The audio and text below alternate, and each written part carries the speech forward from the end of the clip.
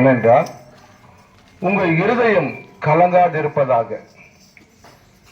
நீங்கள் எதை குறித்து கலங்கி போயிருக்கிறீங்க எனக்கு தெரியாது, எந்த காரியத்தை குறித்து நீங்க கலங்கி நிற்கிறீங்க எனக்கு தெரியாது. ஆனால் ஆண்டவர் உங்க இருதயத்தை பார்க்கிறவரா இருக்கிறார்.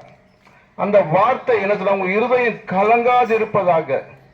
எதை குறித்து கலங்கி போயிருக்கிறீங்க, எது ஒவ்வொரு நாளும் உங்களை துக்கப்படுத்தி கொண்டிருக்குது, எது உங்களுக்கு கண்ணீர் வர வைக்கிறது, அதுல இருந்து ஆண்டவர் இன்றைக்கு ஒரு நன்மை செய்ய போறார். உங்களுக்கு ஒரு விடுதலை கொடுக்க போறார். பெரிய ஒரு மாற்றத்தை உருவாக்க போறார்.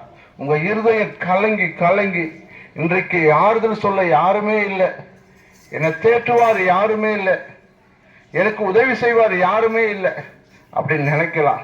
எல்லாம் இருந்தும் எனக்கு உதவி செய்வார் எல்லாமே இருக்குது, எல்லா காரியமும் இருக்குது, எல்லா சொத்து சுகம் எல்லாமே இருக்குது. ஆனால் என் இருதயம் கலங்கி போயிருக்கிறது, என் இருதயம் கலங்கி போயிருக்குது. என் இருதயத்தை யார் ஆற்ற முடியும்? ஒவ்வொரு நாள் அதை நினைச்சு நினைச்சு என் வேதனை பட்டு கொண்டிருக்கிறேன்.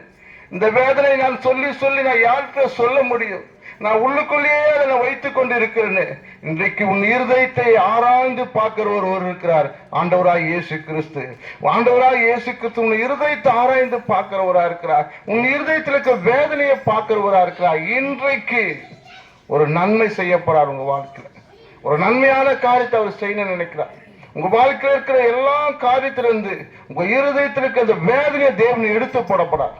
உங்க பிரச்சனையை மாத்தி போடப்படார்.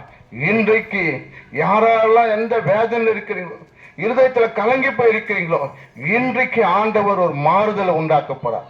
உன் கலக்கத்துக்கும் உன் வேதனைக்கும் இன்றைக்கு ஒரு ஆண்டவர் முடிவு கட்ட போறார். தேவன் அந்த வார்த்தையை ஆசீர்வதிப்பாராக. ஆமென்.